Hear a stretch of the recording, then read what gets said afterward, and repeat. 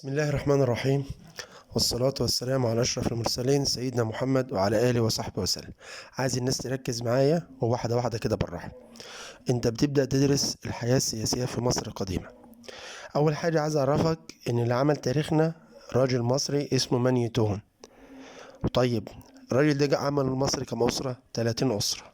تمام كده؟ تمام. الراجل ده مش ابن مصر؟ ايوه. تبقى دي بتدل على خاصيه من خصائص الحضاره المصريه، وهي الايه؟ الاصاله. ادي اول كلمه. المؤرخين اللي هيجوا من بعد اللي بيكتبوا التاريخ هيقسموا ال 30 اسره لثلاث دول، وما بين كل دوله ودوله في فتره ضعف. طيب بس معنى كده ال 30 اسره دي بتدل على ايه؟ خاصيه من خصائص الحضاره المصريه، وهي الاستمرار. يبقى اللي انا كل قلته ان مانيتون مصري كتب تاريخنا، فدي بتدل على الاصاله. ابن مصر عملوا على اكتافهم 30 أسرة، ويجوا اللي بعده قسموها لفترات تقدم وضعف، فدي بتدل عندي على استمرارية، لأن أنا عندي بعض الحضارات حصل عندها تقطع زي العراق. شكرا. احنا عارفين إن التاريخ قبل الميلاد، تمام كده، الرقم اللي هو الكبير هو الأول. تمام كده، الرقم الكبير هو بيكون الأقدم، زي ده كده بالظبط. بص ده كده هو الأقدم، والرقم الصغير هو الأحدث. ديت الفترات اللي مصر هتمر بيها. طيب هنبدأ بأول حد، العصر العتيق، اللي هو بياخد الأسرة الأولى والتانية، اللي هو عصر بداية الأسرات، لأن احنا مرينا بعصور ما قبل التاريخ. ده آخر عصر فيهم. العصر الحجر القديم، العصر الحجر الحديث، عصر المعادن. ده العصر الأخير، عصر بداية الأسرات، آخر عصر في عصور ما قبل التاريخ. طيب هتبدأ أول سلطة وأول حكومة مركزية تعرفها مصر فين؟ في العصر العتيق. طيب مين اللي أسس أول أسرة وأول حكومة مركزية؟ الملك نعار مرمينا. بلده فين؟ الراجل ده بلده طيبة، يعني في جنوب مصر. تمام. الوحدة اللي هيعملها سنة كام؟ 3200، يعني في الألف الرابعة قبل الميلاد. تمام. دي الوحدة الأولى ولا التانية؟ ده الوحدة التاريخية التانية. والراجل ده عشان يثبت لنا صحة ده سجلها على صلاية اسمها صلاية نعرمر. تمام، عشان يثبت لنا هذا الحدث، ومعنى ان هو يوحد مصر ده أصالة. طيب هل ليه عمران؟ ايوه، اللي هي من نفر، وبرضه ممكن نسميها منف، العرب بيسموها منف، او بنسميها القلعة البيضاء. ده عمران. طيب مين نفر دي اتبنت فين؟ اتبنت في مكان منطقة الجيزة كده، او منطقة القاهرة الجيزة، اللي هي ايه؟ منطقة الجيزة. طيب طب ليه بناها هنا؟ عشان تكون وسط مصر. طب ليه؟ العاصمة دايما غرض سياسي وغرض عسكري. يبقى مين بنى؟ ايه العاصمة اللي اتبنت لأهداف سياسية عسكرية؟ من نفر، عشان يقدر يسيطر على الوجه القبلي والوجه البحري. الراجل ده خد ألقاب ليه؟ تدل دلالة سياسية ان هو اللي وحد البلاد وقدر يخلي فيه استقرار. تمام يا شباب؟ طيب نروح لحتة تانية خالص، اللي هي معنى ان هو يعمل حكومة مركزية، يبقى هو عنده تنظيم اداري. عنده ايه؟ تنظيم اداري.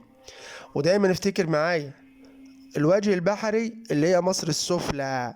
بص النيل جاي كده، النيل جاي كده، جاي من افريقيا كده، يعني الصعيد اعلى والدلتا اقل. تمام. تمام. تعال ندخل بقى على حاجة تانية خالص، اللي هي يا مستر. بص يا سيد الفاضل. نعم.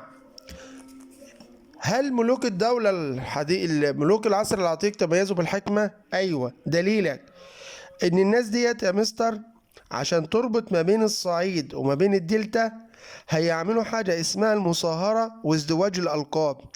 المصاهرة الزواج، وده عامل اجتماعي، وازدواج الألقاب ده عامل سياسي. والاهتمام بالأعياد الدينية اللي هي العقائد، الوازع الديني.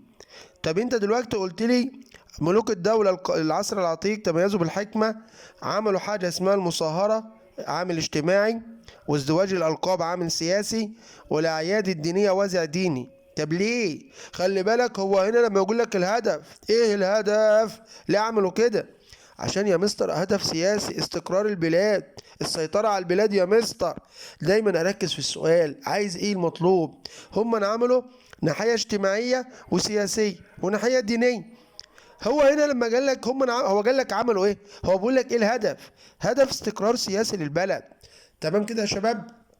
طيب كل اللي شرحه بيجي يقول لك تعالى الخصائص نفس اللي جاله قبل كده، ان كان في اقدم حكومه مركزيه اللي هو عملها نعرمر مينا، وان الراجل عشان يأمن وحدة البلاد عمل منف اللي هي من نفر، مش لسه قايلك دلوقتي اتعملت لهدف سياسي وعسكري. سياسي السيطرة على الشمال والجنوب، وعسكري كان ساعتها حرب بينه وبين الوجه البحري. بعد كده مصر كان فيها استقلال وأمن، مفيش أي مشاكل خالص. العصر ده هينتهي بغير بدايته، هيحصل شوية اضطرابات كده، فيبدأ عصر يكون أقوى وأقوى في القوة بتاعته. عشان كده الراجل بيقول لك هنا: يتضح من دراستنا لتاريخ مصر الفرعونية أن ملوك العصر العتيق اتبعوا سياسة حكيمة في حكم البلاد. في نواحي ايه؟ السياسة الحكيمة اللي استخدموها في نواحي ايه؟ حضرتك قايل لي فوق الاجتماعية اللي هي المصاهرة، والدينية اللي هو الاحتفال بالأعياد الدينية في أنحاء مصر. بس هنا لما يقول لي الهدف اللي هو الاستقرار السياسي. تمام يا شباب؟ هنبدأ نعمل كل عصر لوحده فيديو كده. بص يا حبايبي، نعم انت قلت لي الأسرة الأولى والتانية في العصر العتيق، صح؟ تمام. الأسرة الثالثة والسادسة في عصر الدولة القديمة اللي بنسميه بعصر بناة الأهرامات. تعال نعد الأسر كده: 3 4 5 6. كام أسرة؟ ها؟ 4. سميناه بعصر إيه؟ بناة الأهرامات. طب أنا لما أسميك بعصر بناة الأهرامات، ده إنجاز حضاري ولا مش إنجاز حضاري؟ ده إنجاز حضاري. يعني العصر ده تميز عندي بإيه؟ العصر ده خد عندي ميزة، اللي هي ميزة المشاريع الاقتصادية، وعشان كده الناس دي تميزت بالتقدم المعماري. صح يا أولاد؟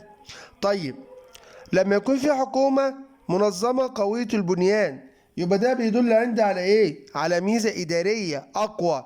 يعني العصر ده تتميز بحكومة قوية، وتميز بالثراء. فهم قدروا يستغلوا الموارد بتاعة الدولة ويخلوا الدولة فيها ثراء، فقدروا. ده تنظيم إداري، عمل حكومة مركزية قوية، وفروا الأمن والأمان. في النهاية ده كله هيديلهم تقدم اقتصادي. تمام؟ على فكرة يا مستر، الدولة القديمة بنوا أهرامات، تمام؟ فده بيدل إن هم كان عندهم تطور في الناحية العلمية، وتطور في الناحية الاقتصادية والسياسية. غير كده إن الأهرامات دي مرتبطة بالدين لدفن الملوك بداخلها. يعني المصري عنده هنا خاصية من خصائص الحضارة المصرية، وهي التدين. يبقى العصر ده تميز بإيه؟ حكومة مركزية، كثرة الموارد، وجود الأمن، العمران. هل العصر ده عاصمته ايه؟ العاصمة بتاعته منف. طب في تشابه مع اي حد؟ ايوه، الدولة الوسطى. ان الاتنين تميزوا عندي بالمعمار وتوفير الامن والثراء، اغنياء وفي معمار وفي امن. العصر ده ينتهي على غير بدايته. ازاي؟ في نهاية العصر ده في الأسرة الستة، سقط العصر الدولة القديمة في الأسرة الستة. هتقوم أول ثورة اجتماعية في حياة مصر. في عهد مين؟ في عهد ملك اسمه الملك بيبي الثاني. تمام. فيبدأ يحصل عندي فترة ضعف، اللي هو بنسميه عصر الانتقال. هيبدأ من الأسرة السبعة للأسرة العشرة. تعال نعد كده: 7 8 9 10. 4 أسرات.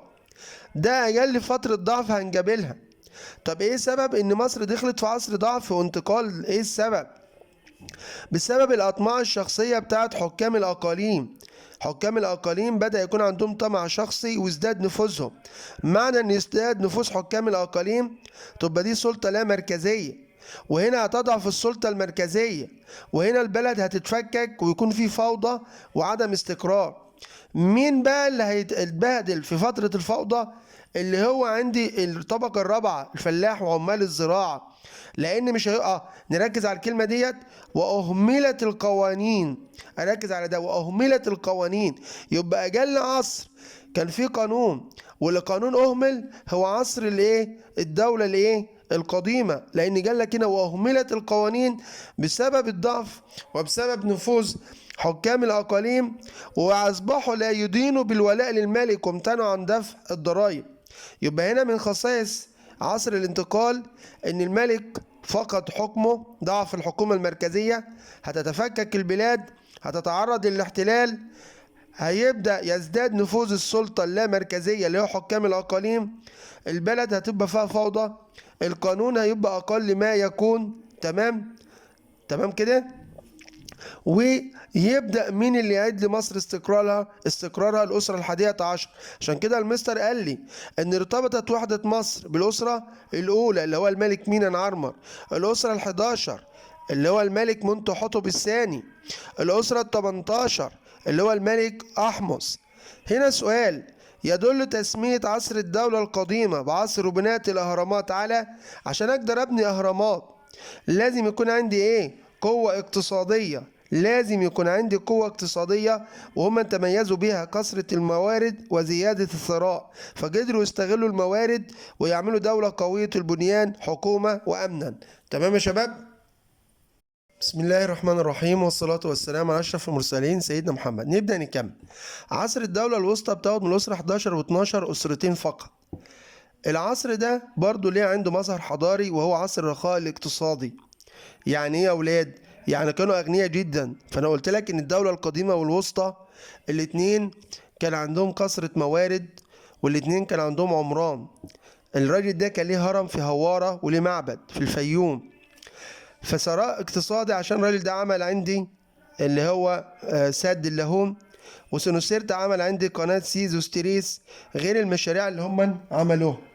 طيب عايز افكرك بحاجة: هو مين اللي اعاد الاستقرار بعد سقوط الدولة القديمة؟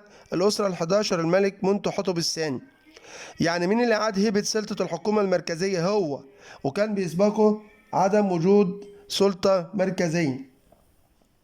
طيب الأستاذ بيقول لي هنا إن هو بيتشابه مع الملك الواد مينا. إزاي؟ إن هو يا مستر عاد الاستقرار للبلد وهيبة البلد. طيب العاصمة بتاعت الدولة الوسطى والحديثة طيبة. طب العصر العتيق وعصر الدولة القديمة منف. في الدولة الوسطى والحديثة هتتغير العاصمة برضو مع بعض الملوك. طيب مين اللي قضى على نفوذ الملوك؟ الملك منتحتب الثاني قضى على نفوذ حكام الأقاليم، الملك منتحتب الثاني والملك سنوسرت والملك حور محب. لأن أنا عندي اللي هو عندي الحكومة اللي هي مركزية اللي هي حكام الأقاليم كانت بتزداد في فترة الضعف. تمام؟ طبعا طيبة كان لها فضل على مصر، طلع منها مينا وحد البلاد، طلع منها منتحتب الثاني أعاد الوحدة، طلع منها أحمس طرد الهكسوس اللي هو. طيب العواصم اللي كنا بناخدها دايما كنا بناخدها في وسط مصر، ده خلى العاصمة عندي فين؟ في الجنوب في الأقصر. مؤسس الأسرة ال12 ابن محاتي الأول. الراجل ده بيتشابه مع الملك نعرمر مينا في ايه؟ هو ومنتحتب الثاني، ان منتحتب الثاني هيتخذ عاصمة جديدة، ابن محاتي الاول هيتخذ عاصمة جديدة، نعرمر هيتخذ عاصمة جديدة. بس الراجل ده بيتشابه مع مينا في حاجة، ان العاصمة بتاعتهم في محافظة واحدة اللي هي محافظة الجيزة، انما ده بيختلف ان محافظته في الوجه القبلي تحت. تمام؟ طيب يعني ده في الشمال هو ومينا، وده في الجنوب. الراجل ده هينقل العاصمة من طيبة إلى آسي التاو. إيه السبب؟ النقلان أسباب سياسية واقتصادية. ليه؟ عشان يكون في وسط الأراضي الزراعية. وخلي بالك إن النمحات الثالث وسنوسرت الثالث ما تنساش العاصمة برضه هتبقى آسي التاو. عشان كده ابن محات لما بنى سد اللاهون في الفيوم فطبعا العاصمة في الجيزة، فالجيزة قريبة من الفيوم، ما تنساش الحتة دي. بعد كده انا قلت لك نجا العاصمة لأسباب سياسية اقتصادية اللي هي ايه؟ الزراعة. عشان كده ابن محات الأول وابن محات الثالث الاتنين يتشابهوا باهتمامهم بايه؟ بالزراعة. وقلت لك ابن محات الأول وسنوسرت وابن محات الثالث العاصمة آسي التاو. ابن محات الثالث وسنوسرت الاتنين لهم عمران واقتصاد، أهمية اقتصادية وعمرانية. اقتصادية عشان ده عمل سد اللاهون فاهتم بالزراعة والري، وسياسية عشان حكمه للبلد. سنوسرت الثالث نفس النظام، واقتصادية عشان عمل حفر قناة سيز وستريس. عصرهم الاتنين تميز بالرخاء والأمن. وقلت لك سمينا عصر الدولة دي بعصر الرخاء الاقتصادي، الملوك اهتموا بالمشروعات الاقتصادية. هيبدأ برضو هنا نفس الأمر، الملوك تضعف بعد ابن محات الثالث. ما هو خلي بالك ابن محات الأول وبعد سنوسرت الثالث، بعد كده ابن محات الثالث، فتبدأ الدولة تسقط. هنا عانت مصر فترة من الضعف والتفكك والفوضى، استمر أكتر من قرن من الزمان. تمام كده. في ضوء العبارة أي من الملوك الفراعنة التاليين أعاد هبة الحكومة المركزية منذ حتب الثاني سبق عصر ضعف الأول، وده كان أقل فترة ضعف في مصر، ده بالنسبة لعصر الدولة الوسطى. طبعا بعد عصر الدولة الوسطى لما سقطت يظهر عند عصر الانتقال الثاني اللي هيبدأ ياخد الأسرة 13 و14 13 14 15 16 17 5 أسرات، إنما الدولة الوسطى 11 و12. الدولة دايما يعني الدولة الوسطى سقطت في الأسرة ال 12، الدولة القديمة في الأسرة السادسة. طيب سبب سقوط أي دولة من دول إن الملك بيكون ضعيف وبتزداد سلطة الحكومة اللامركزية اللي هي حكومة حكام الأقاليم. طبعا يا مستر سبب سقوط الدولة الوسطى قلت لك إن الملك ضعيف، وإن هنا الأطماع الشخصية بتاعت حكام الأقاليم، فده بنسميه صراع سياسي، وده كان تأديب لمصريين، لأن بسبب الصراع الهكسوس هيحتلوا مصر في الأسرة ال 13 ويحتلوا مصر لعند يا مستر 150 سنة. يعني سقطت مصر في يد الهكسوس 1730، يعني في بداية القرن ال 18 قبل الميلاد، بسبب الصراع السياسي. الهكسوس لما يحتلوا مصر كلها؟ لا يا مستر، يحتلوا بس الشمال اللي هو الوجه البحري، بس عاصمتهم هتكون فين؟ عاصمتهم اسمها أواريس، ودي كانت موجودة عندي في شرق مصر. فساعتها كان في عندي عاصمتين في مصر، في الوجه البحري أواريس في الشرق الدلتا، وعندي في الجنوب طيبة. تمام كده. دايما خلي بالك من طريقة السؤال لما يجي لك مين فيهم اللي هتبقى أقوى، فطبعا أقوى كانت طيبة. ليه؟ لأن طيبة هي اللي هتطلع وتستطيع هزيمة أواريس وحصارها. يبقى مين كانت العاصمة فيهم اللي كانت أقوى ومحصنة؟ طيبة. قلنا الهكسوس عبارة عن ناس بيشتغلوا بحرفة الرعي ويجوا لمصر يحتلوها عن طريق فلسطين. يعني أقوى أو دايما الحدود اللي هي بتهدد مصر الحدود الشمالية الشرقية من أيام الهكسوس والدولة القديمة والملك رمسيس الثاني والملك تحتمس. دايما كانت حدودنا الشمالية الشرقية طمع لكل طامع. مين اللي هيقود كفاح مصر؟ اللي هيقود كفاح مصر أمراء طيبة اللي هي الأسرة ال17.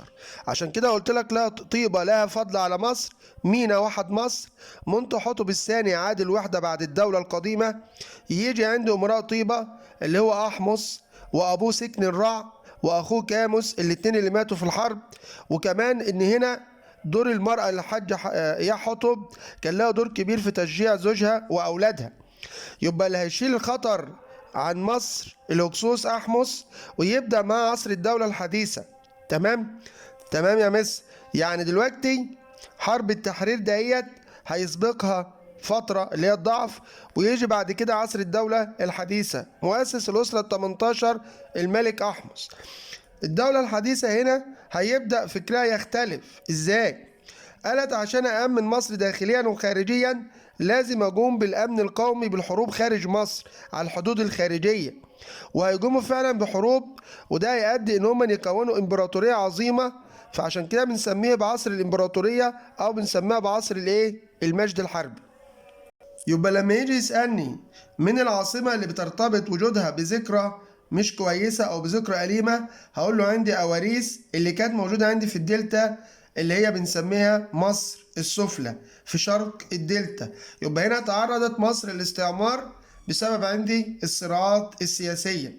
طيب ندخل بقى عندي على الدولة الحديثة. قلت إن في الدولة الحديثة هيبدأ هنا تكوين جيش نظامي لمصر، وهيبدأ فكرهم يتغير إن أمن مصر يكون من الخارج وليس من الداخل. هنبدأ على أحمس. فاكر لما كنت بقول لك توحيد مصر الأسرة الأولى وال11 والأسرة ال18 الملك أحمس؟ خلي بالك إن هو هيتخذ من مين عاصمة؟ من طيبة. زي مين بالظبط؟ زي منتحتب الثاني. هل أحمس اهتم بالحرب بس؟ لا، ده اهتم بالشؤون الداخلية. إزاي؟ حصل تمرد في جنوب مصر بعد ما خلص على الهكسوس، رجع خلص على التمرد وأعاد الأمن للبلد. الملكة اللي حكمها بيختلف هي والراجل ده عن ملوك الدولة الحديثة. الملكة حتشبسوت اللي هي حصول المرأة على منصب سياسي، اهتمت بالتجارة والكلام ده كله مع بلاد بونت، وده هناخده قدام عن طريق البحر الأحمر، وده موجود على معبد الدير البحر. منتحتب دي اهتمت بالتجارة، ده اهتم بالدين. نيجي بقى على تحتمس الثالث ورمسيس الثاني اللي اثبتوا ان امن مصر مرتبط بالشمال الشرقي، لان تحتمس الثالث هيقوم بمعركة مجده 1479، يعني في قرابة نهاية القرن ال15 قبل الميلاد. مع مين؟ معركة مجده دي في فلسطين ضد امير قادش ومعاه امراء اسيا، تحالف استطاع ان هو يهزمهم، واستطاع تكون اول امبراطورية واقدم امبراطورية في التاريخ. اللي هيقوم بثورة دينية هو الملك منتحتب الرابع أو بنسميه إخناتون، وهو هيلغي عبادة الإله أمون وينادي بعبادة أتون. الثورة ديت أدت لتدهور سياسي في مصر، حصل فوضى، ومصر هتفقد الإمبراطورية اللي تحتمس الثالث عملها في بلاد الشام. يجي من بعد أمنحتب حور محب، هيستخدم سلطته التشريعية في سن القوانين. طب ايه القوانين اللي هيعملها ديت في الدولة الحديثة؟ نتائجها هيحمي الفلاح من إهمال وغدر موظفين الدولة، هيحافظ على المال العام، هيرجع الاستقرار للبلد تاني لأن القانون بيقضي على الفوضى. يجي رمسيس الثاني اللي بنسميه عصر الإمبراطورية الثانية، عشان هيرجع الإمبراطورية المصرية بعد الثورة الدينية بتاعت أمنحتب الرابع. مصر هتفقد إمبراطوريتها في بلاد الشام، فهيقوم بمعركة اسمها معركة قادش 1274، يعني في نهاية القرن ال13 قبل الميلاد، كانت ضد الحيثيين في بلاد الشام في آسيا. برضو بعد ما خلص عليهم طلبوا منه معاهدة سلام، عشان كده بنلقبه ببطل حرب وإيه يا أولاد، والسلام زي الرئيس السادات. وهنا أحمس عنده حتة برضو كان حكمة مستر عبد الله بيقولها: ما أخذ بالقوة لا يرد إلا بالقوة. فعشان كده أحمس استخدمها، وبنسميه برضو إن هو استخدم حرب الاستباقية، وبنسمى عصره هو وأسرته عصر الشهداء لشهادة سكن الرع وشهادة أخوه كاموس. تمام يا شباب؟ يبقى أنا عندي يا مستر تحتمس الثالث، الراجل ده المستر بيقول لي لو كان الهكسوس يجي في عهده ما كانوش هيقدروا. قلت لك حور محب حافظ على الناحية السياسية والاجتماعية من خلال سلطته التشريعية بإصدار القوانين، كان هدفه الاستقرار، الحفاظ على المال العام، تكون في نزاهة إدارية وعدم استغلال الموظفين للناس الغلابة البسيطة. تمام كده؟ قلت لك ان العصر ده طبعا قلنا قبل كده امبراطوريه واسعه، تحتمس والراجل رمسيس، ان الملكه حتشبسوت اهتمت بالتجاره، اخناتون اهتم بالثوره الدينيه. سقوط اي عصر قلت لك بيرجع لضعف الملوك. خلي بالك ان مصر في عصر الدوله الوسطى وفي عصر العصر المتاخر تعرضوا عندي لاستعمار خارجي. في الدوله الوسطى الهكسوس، في العصر المتاخر هيبدا مين؟ الفرس. تمام؟ يعني الفرس هي برضه استعمار، بس مين اللي هينهي العصر الفرعوني؟ اليوناني اللي هو الاسكندر، او بنسميه العصر المقدوني او اليوناني او الاسكندر الاكبر. هنا العصر ده بيتميز بايه؟ ان مصر هيحصل لها تفكك تاني. وخلي بالك ان العصر المتاخر هو اطول فتره في مصر، فتره ضعف، هيبدا من 21 ل 30. البلد هتضعف وتتفكك وتخسر كل ممتلكاتها الخارجيه. كانت في الفتره الباقيه لما عملنا امبراطوريه كانت بتفقد بعضها. قلت ان العصر المتاخر والدوله الوسطى ان هم تعرضنا للاستعمار الخارجي. في العصر المتأخر عنده الأسرة 26 اللي بنسميها فترة ضوء وسط الظلام، أو بنسميها عصر النهضة. إيه السبب؟ لأن مصر في فترة الضعف ده هيظهر عندي ملك اسمه إبسماتيك الأول وابنه الملك اسمه نخاو، هيطردوا الاستعمار من مصر ويرجعوا النهضة الاقتصادية. حتى نخاو ده نفسه هيجيب الفينيقيين عشان يقوموا بالدوران حول أفريقيا عشان يكتشفوا طريق تجارة. ولكن هيجي طبعا الفرس يحتلوا مصر بعد عصر النهضة ديت، ويجي من بعد كده اسكندر الأكبر يهزم الفرس ويحتل مصر، وبذلك ينتهي العصر الفرعوني تماما. مميزات العصر ده القدم، ان الحضاره المصريه بقى لها 7000 سنه، الاستمراريه 30 اسره، الاصاله، اي شيء بنعمله ده اصاله لانها بنيت على اكتاف ابنائها، التواصل الحضاري من خلال الموقع الجغرافي بتاعنا، التدين عباده اله واحد والاديان اللي كانت، وطبعا الالهه اللي كانوا بيعبدوها، التقدم، اي تقدم واي حاجه يبقى ده تقدم. لو جالي مثلا التحنيط وجد الاصاله وجد تقدم، فدايما التقدم متقدم على الأصالة. تمام يا شباب؟ ده كل حاجة بإذن الله تعالى. وقلت لك طبعا إن عصر النهضة هو أقل فترة زمنية في تاريخ المصريين، وقلت لك تعتبر فيها تناقض لأنها كانت في فترة ضعف وهي كانت فترة قوة. ده اللي احنا خدناه بإذن الله. ربنا يوفقكم ويحفظكم يا رب العالمين.